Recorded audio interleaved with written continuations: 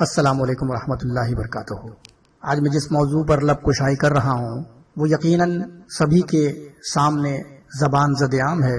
وہ صرف ایک فوجی آپریشن کا تذکرہ نہیں ہے، بلکہ یہ ہمارے قومی غیرت، عزم اور استقامت کا وہ باب ہے جو دشمنوں کے ناپاک عزائم کے خلاف ایک مضبوط دیوار بن کر کھڑا ہوا۔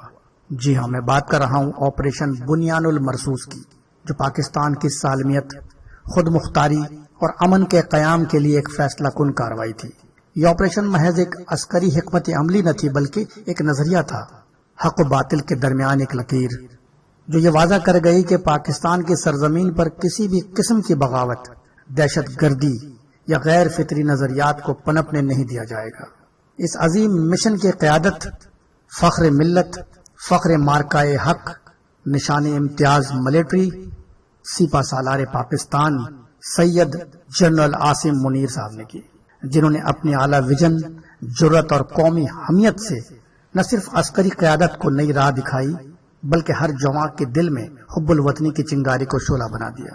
ان کی یہ قیادت میں افواج پاکستان نے ایک بار پھر یہ ثابت کر دیا کہ وہ نہ صرف سرحدوں کے محافظ ہیں، بلکہ نظریاتی سرحدوں کے پاسباں بھی ہیں۔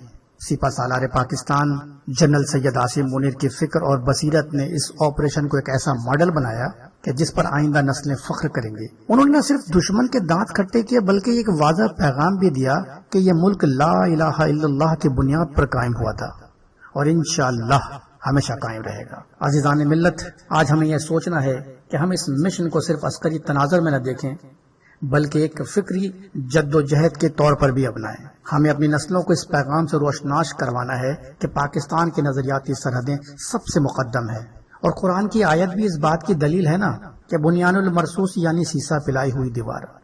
سورہ صحف کی آیت ہے نا، ان اللہ یحب الذین یقاتلوا فی سبیلہ صفا کانہم بنیان المرصوص۔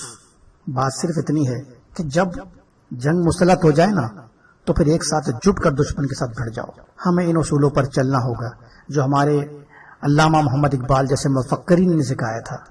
اقبال فرماتے ہیں کہ خودی کو کر بلند اتنا کہ ہر تقدیر سے پہلے، خودی کو کر بلند اتنا کہ ہر تقدیر سے پہلے خدا بندے سے خود پوچھے بتا تیری رضا کیا ہے۔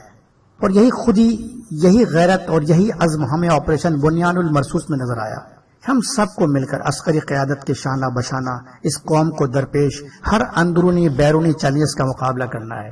اقبال رحمت اللہ علیہ کی یہ صدا آج بھی گونج رہی ہے کہ نہیں ہے نا امید اقبال اپنی کشت ویراں سے، نہیں ہے نا امید اقبال اپنی کشت ویراں سے، ذرا نم ہو تو یہ مٹی بڑی زرخیز ہے ساقی۔ اللہ تبارک و تعالی سے دعا ہے کہ اللہ تعالیٰ پاکستان کو سلامت رکھے، افواج پاکستان کو مزید طاقت دے۔ پاکستان زندہ باد، افواج پاکستان پائندہ باد۔ آپ کا خیر خواہ ایم آئی کاظمی۔